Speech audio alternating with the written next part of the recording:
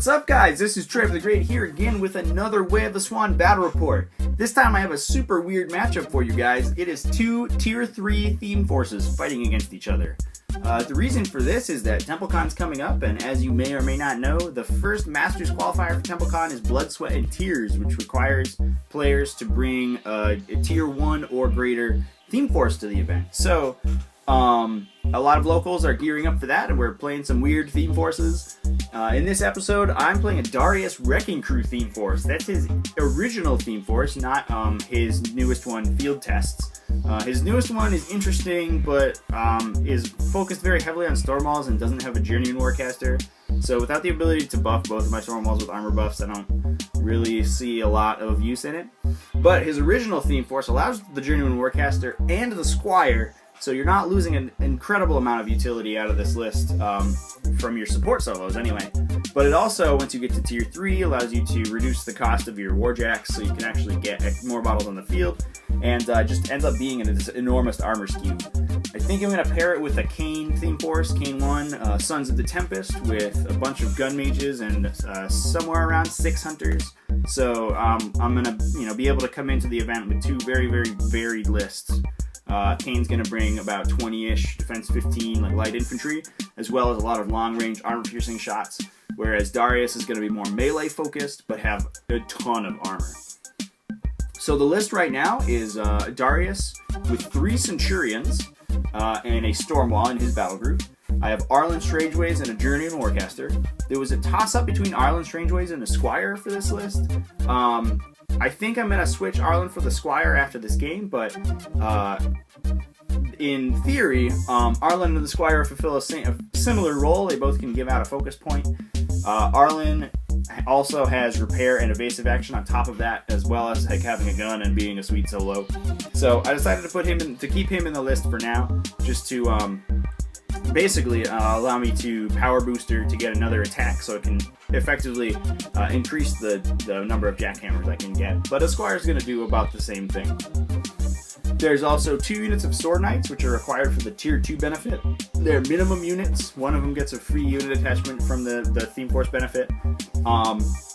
They're basically in there to fulfill the tier, but they're also good at just screening the heavy warjacks. They are defense 13, armor 16, so they're a little bit difficult to kill. And they're in a lot of matchups, they're going to swing out on the sides and trigger flank off all those reach warjacks. Every one of the warjacks has reach, so it's going to be very easy to trigger flank once people get stuck in and probably don't kill my armor 23 or 24 Centurions.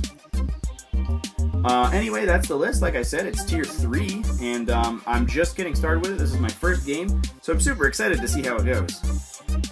Just to recap, Darius' Wrecking Crew theme force gives me a tier 1, as long as I take the models that are specified in the theme force. I get Pathfinder on all of Darius' Warjacks, so his whole battle group on the first turn, which is a big deal for Centurions if the terrain's not so great. The Centurions are very slow, and between Pathfinder and Darius' Crane, they can actually get pretty far through rough terrain if they need to. If there ends up being rough terrain in front of me. This doesn't really come into play very often, though. Tier 2 is if I take 2 units of Sword Knights, I get a free unit attachment on one of the Sword Knight units. That's also not a huge deal. It is 2 free points. It's basically, you get the Sword Knight officer for some extra bodies on the table. Not a huge deal, though. There are lists that that take advantage of this and take a bunch of light warjacks marshaled to the Sword Knights. Unfortunately, that caps it at tier 2, because tier 3 requires you to only take heavy warjacks. But what it allows you to do is pronto those warjacks, so you can take up to 4 prontoed warjacks by taking 2 Sword Knight unit attachments, and those warjacks can walk around and shoot and then pronto back out of threat range. So it's sort of like it's almost like Jeremiah Cray, except you're also playing Darius, so your warjacks are slower but more heavily armored and difficult to kill. I think you can also either fit a Stormwall or 2 Centurions in that list as well, if you take 4 Hunters, which is very interesting. I think I want to play with it at some point, because I think it sounds like a really fun and super cool theme force. Tier 3 is which is the maximum tier I hit. If I take only heavy warjacks, it gives me a points reduction on them. Unfortunately, it doesn't give the Stormwall a points reduction because he's not technically heavy, so he's going to be still at 19 points, and that actually puts the list in a weird spot. I'm playing 1 point down because there aren't any 1 point fillers in this list, so it's like I only get 2 points off the Centurions instead of 3. There is another version of this list I considered playing, which had, instead of the Stormwall, it had a Defender and a Centurion, and that allowed me to take an additional 2-point solo into the list. I'm not really sure which version I like better. I think the Stormwall is probably better with Darius. I think the Stormwall is honestly the best with Darius. Darius runs the best Stormwall in Signar because it's so resilient with his feet. He has an armor buff for it. He has Jackhammer and Full Throttle, all of which affect it greatly. And it's just a real super solid warjack with him. Tier 4, which I did not get. If you take Thunderhead, you get an additional 2 inches on your deployment. Obviously, I'm not going to take Thunderhead. That doesn't seem worth it, so I am capped at Tier 3. My opponent's also taking a Tier 3 Theme Force. He's taking Calandra's Elemental Evolutionism list, or Evolutionary Elementalism. It's one of those combinations. Anyway, it's her No Quarter Theme Force. It's her newest one. It's about a year old, but it's only just starting to see play, which is really interesting because it's a very, very, very strong list. It's just like Darius. It's another huge skew. It's just how it ends up turning out most of the time is just a ton of light war beasts, and you get so many extra points in the game.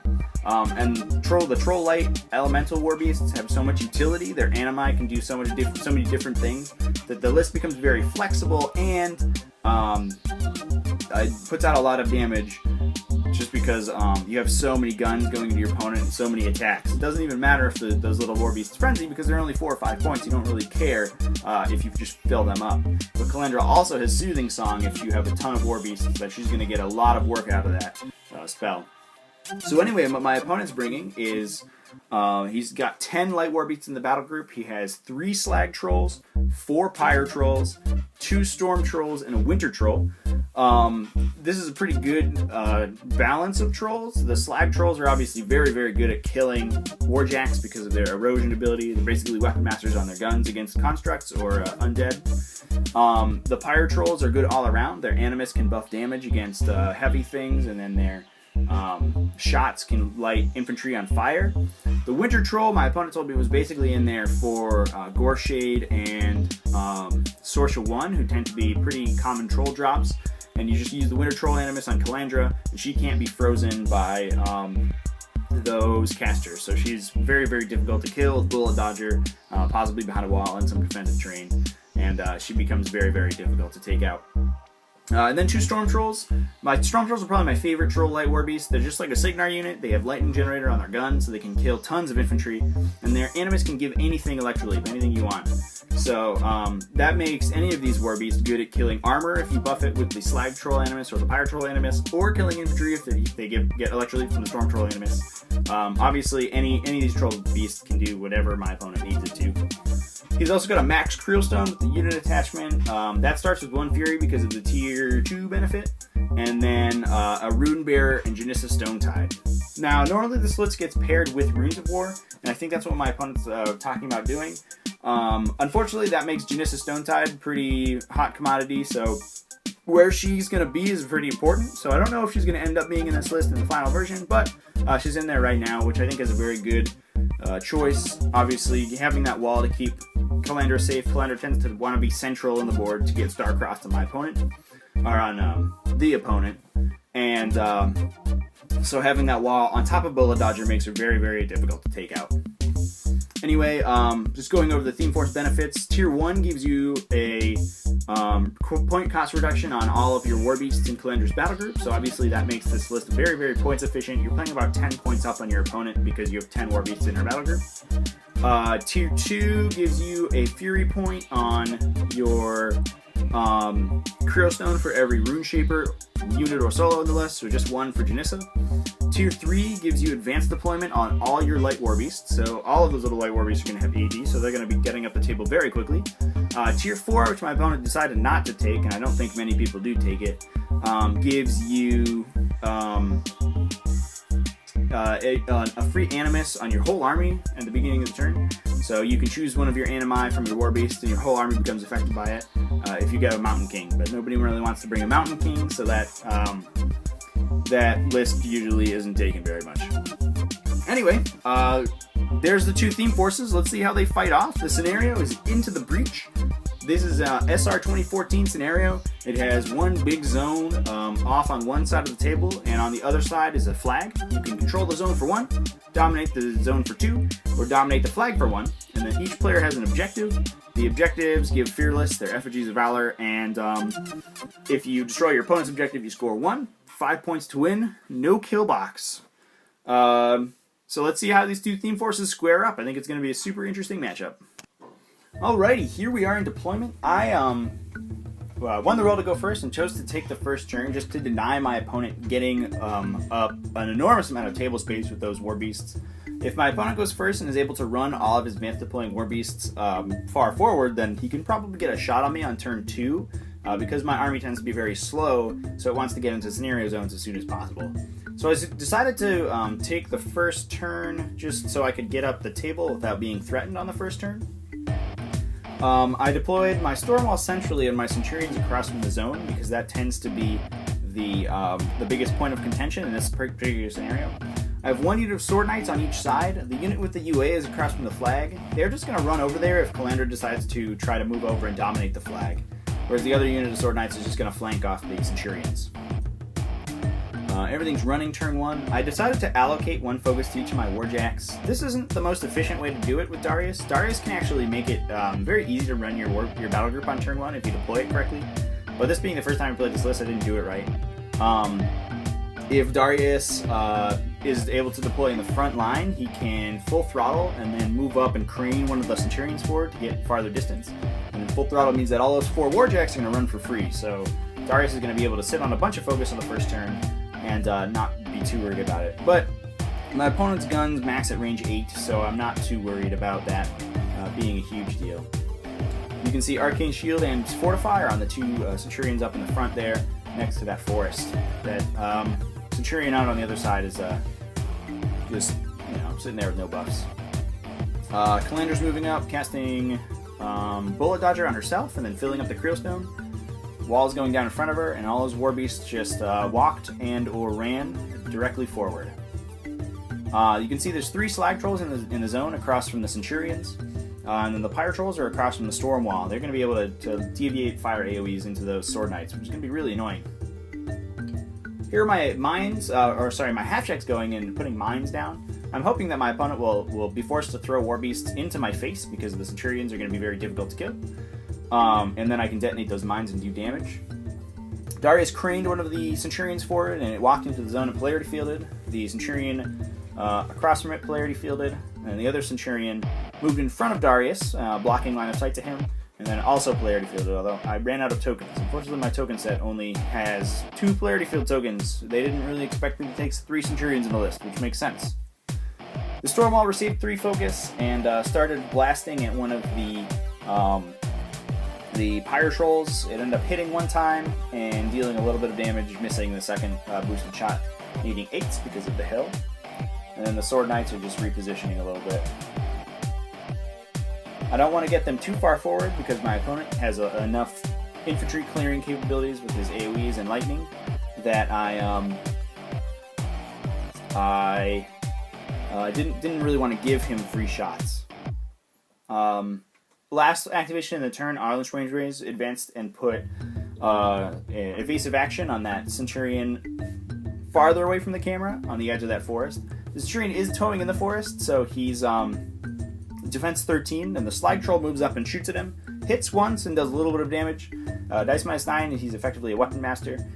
And then his second shot misses, so the Centurion actually is able to make an evasive action advance away in order to protect it from the other Slag Trolls shooting at it. Here's one of the Storm Trolls going, taking shots into the Sword Knights, killing 2 of them with Lightning Generator. The other Storm Troll is running up. That is a Storm Troll. The model is a Winter Troll, but my opponent didn't bring his other Storm Troll up by accident, so we decided to proxy it with a Winter Troll. He's running up. If I attack him with a Warjack, my Warjack actually becomes disrupted. So he's a little bit difficult to kill with most Warjacks. Darius's Warjacks aren't too worried about disruption just because he has Jackhammer, which allows them to buy attacks without requiring focus on them, and full throttle to boost their attack rolls and let them charge for free. So they actually get around disruption pretty easily. I unfortunately forgot that his Pyre Trolls were right there and had a Herpter and left my Sword Knights right in range. So one of the Pyre Trolls goes in, boosts an attack roll on one of those Sword Knights, and lights that whole group on fire on top of that hill there. Here's another Slag Troll going up, shooting at more Sword Knights. The amount of firepower this list puts out is pretty significant. It's able to just make a whole bunch of attacks. I've already taken pretty significant damage. It took 6 or 7 damage, I think, on one of my Centurions, and lost almost all of my Sword Knights from the first salvo. Hopefully, once I get stuck in, my opponent's damage output won't be quite so high. He actually shoots way harder than he hits in melee, so once we're in melee, I think the Centurions should be able to close the game out, but I'm not quite sure. The Creelstone's going, putting up its aura, and then Janissa is putting a wall in front of Calandra, and the Whelp my opponent spawned last turn comes out. And those Whelps are going to be pretty important because this list generates a lot of Fury. So in order to manage that Fury, the Whelps are going to be required to stop those Warbeasts from frenzying on each other. Taking away my tokens now.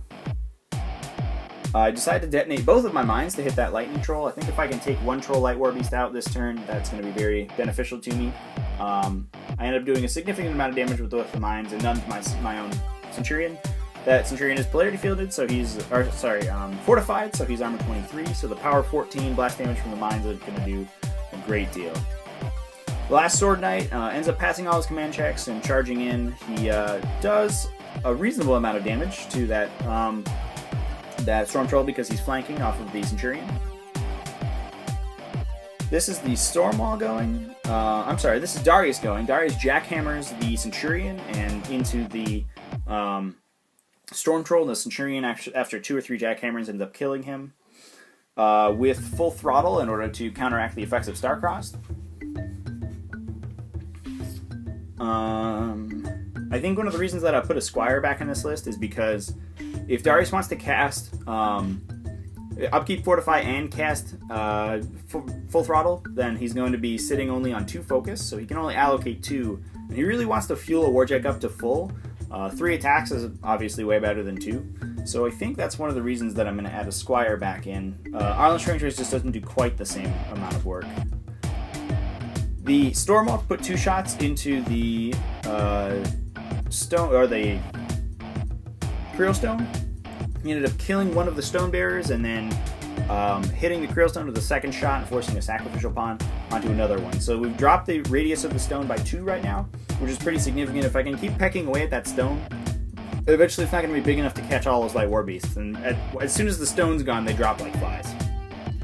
I bodged and repaired the storm wall that had been damaged. The Centurion that had been damaged. Both of the Centurions polarity fielded into the zone, and the Journeyman arcane shielded the one farther from the camera. So both of those Centurions in the zone are going to be armor 23 and 24. The other Centurions back in the forest, protecting Darius behind that forest. So my opponent's going to have to blow a whole bunch of spells to try to get a shot on Darius, and I think if Calandra has to cast that many spells to make it work, it's probably not worth it. A Whelp did get spawned by the Storm Troll that I attacked, so Calandra considers befuddling one of the Centurions here, but because he's in the forest and engaging the Whelp, he's actually defense 17.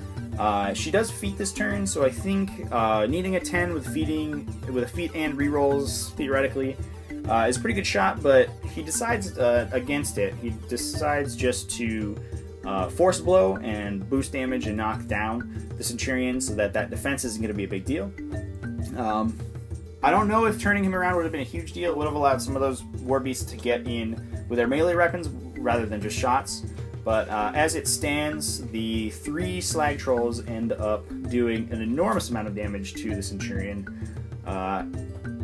I believe at this point, 2 Slag Trolls in, he's left him about 5 boxes because of the rerolls from Calandra's feat. She can just get lots and lots of work done. Down to 2, the last Slag Troll shot hits him and fails to kill him. We have a Storm Troll go, hit him, boost damage. He's dice minus 13, he needs a 15 to kill, and with a reroll from Calandra ends up doing it. So that was 1 Centurion down, but that trades off for Calandra's feat. I was assuming that I would lose a significant amount of damage. I would take a lot of damage from the slag trolls moving in.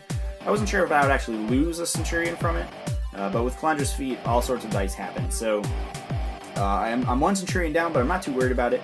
I think once I get stuck in melee, the Stormmaul is going to be very difficult to take out with those Troll-like War Beasts, and especially with Darius' feet still in the chamber. I don't think he's going to have the late game hitting power, as much late game hitting power as I am. Pirate Troll kills that last Sword Knight there. The other Pirate Troll moved off the hill and took a shot into the Sword Knight. He actually got frenzied on by the Winter Troll, who ended up being out of Calandra's control area, so she couldn't leech off of him. So he took a reasonable amount of damage from the Winter Troll, but then was able to light my Sword Knight officer on fire. So hopefully that goes out, and I can get some charges in on that Pirate Troll, hopefully take out another Light War Beast. The Stone, obviously putting down its aura again, as well as I think immunity to continuous effects. Not that it really matters. And rolling lots and lots of continuous effects. The Sword Knight officer survives. His buddy is dead though, so there's only 2 Sword Knights left in that unit, but that Pirate Troll in front of them is pretty significantly damaged, so I'm pretty sure I can take it out. Moving the Stormmaul back here, I'm trying to get it so I can shoot at the Pirate Troll I fired at on the first turn, engaging the other Pirate Troll so that the Sword Knights will trigger flank. And I roll very, very well on my gunshots. I roll a lot of attacks from the Metal Storm shots, and I end up being outside of Calandra's control area. So I am able to deal a significant amount of damage, and I don't kill it, but it's almost dead. Drop some lightning pods, don't end up doing damage with that.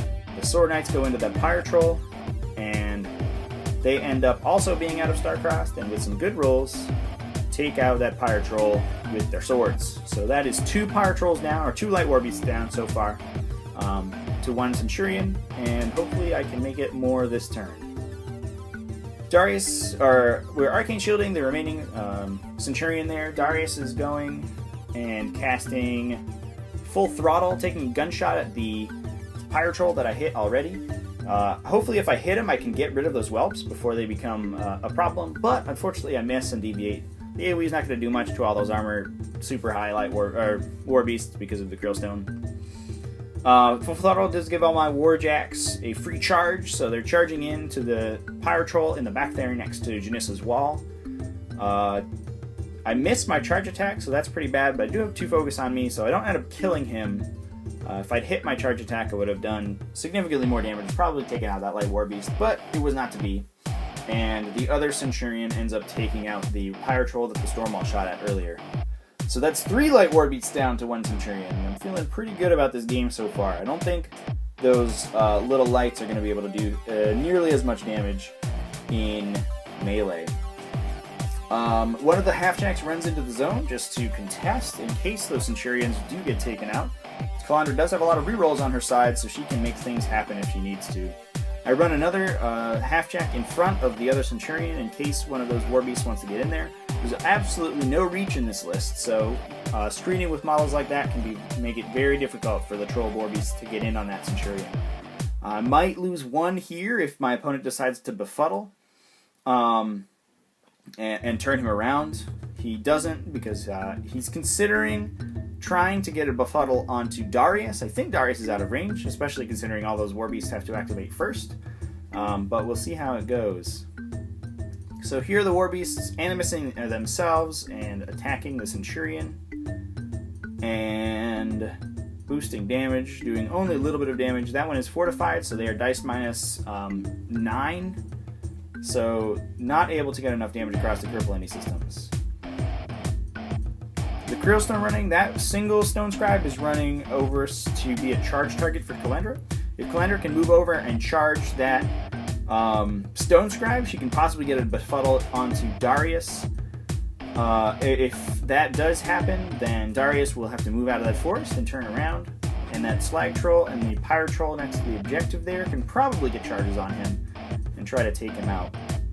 We're checking line of sight from the Slag Troll. So there is Calandra's charge. She ends up casting Star-Crossed. Checking the range for Befuddle, and we end up being out of range. Because of the halfjack in the center there, in front of that Centurion. She isn't able to take the charge line she wanted, but she does decide to just move in and try to do some damage anyway. She shoots with one of the Pyro Trolls and deals a significant amount of damage. I think sets him on fire, does 6 or 7 damage, dice -6, which is pretty good. And the Slag Troll shoots, and that ends up doing nothing, I don't think. Or hitting it and doing almost no damage. Although, I'm on fire, but I am armor 18, so I'm not too worried about the fire. And I'm at about 14 boxes left.